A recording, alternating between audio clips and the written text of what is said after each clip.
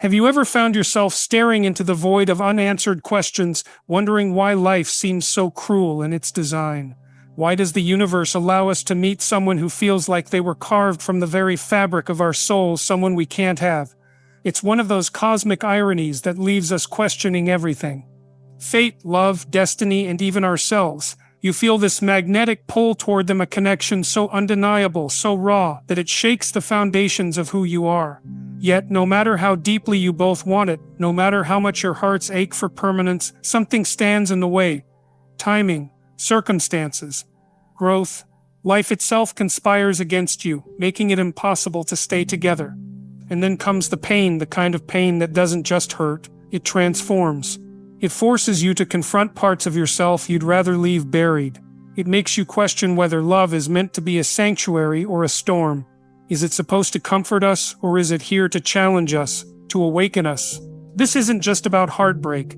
This is about meaning, about purpose, about understanding why some connections burn brighter than others, only to leave behind ashes instead of roots. And as we dive deeper into this exploration, I want you to ask yourself, what if these moments weren't accidents?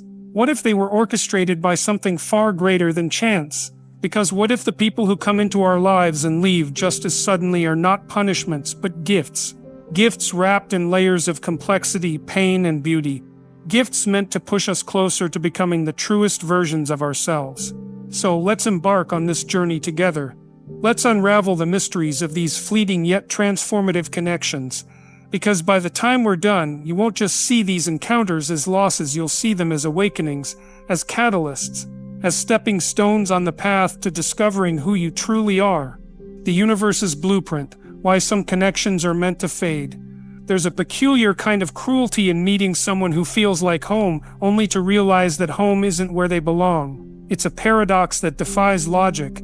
If two souls can connect so profoundly, why can't they stay together? Why does the universe send us people who stir something deep within us, only to take them away before we can fully grasp what they mean to us? To answer this, we need to shift our perspective. The universe doesn't operate on human standards of fairness or comfort.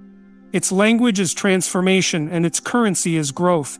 When you meet someone who touches your soul in ways you didn't think were possible, it's rarely about building a simple, easy life together.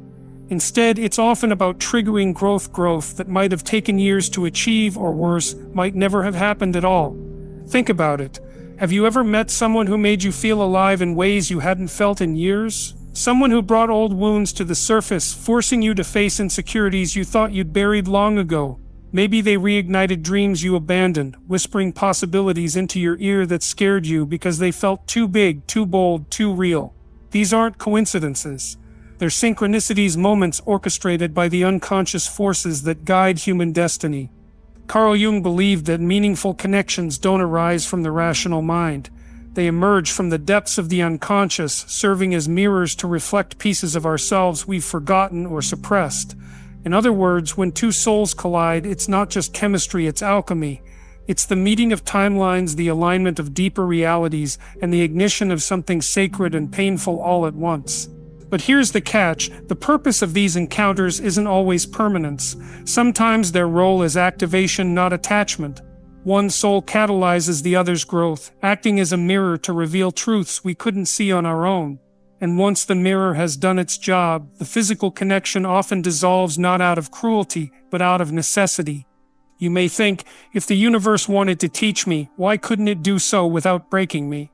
Without giving me something so beautiful only to take it away?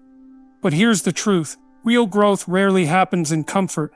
It's the breaking, the longing, the unanswered questions that force us into depths we would have never explored otherwise. It's in the loss that we find ourselves, or at least the parts of ourselves we were afraid to face. The pain that awakens, how heartbreak becomes a catalyst. Pain is often misunderstood. We tend to view it as punishment, as evidence that something went wrong. But what if pain is actually a sign that something mattered? What if it's the crack through which light enters, illuminating parts of us that were still asleep, still hiding, still afraid? When you lose someone who meant the world to you, it's natural to mourn the future that will never happen, to grieve the dreams you shared, the plans you made, the life you envisioned together. But beneath that grief lies something else, something quieter, deeper, more profound. It's the mourning of an old self, of an old way of seeing the world. And yet, beneath that mourning, there's gratitude. Gratitude for having felt something real, for having loved courageously, for having been cracked open wide enough to let new light in. Heartbreak has a way of disarming us.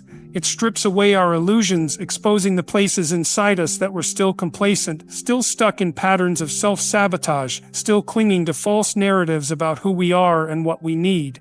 It forces us to confront our fears, our insecurities, our deepest wounds, and yes, it hurts. But pain is not the enemy. Pain is the teacher. It's the fire that burns away everything that isn't essential, leaving behind only what is true. The call to action: stay engaged, keep exploring. If this message resonated with you, if you've ever felt the bittersweet weight of a connection you couldn't hold on to, you're not alone.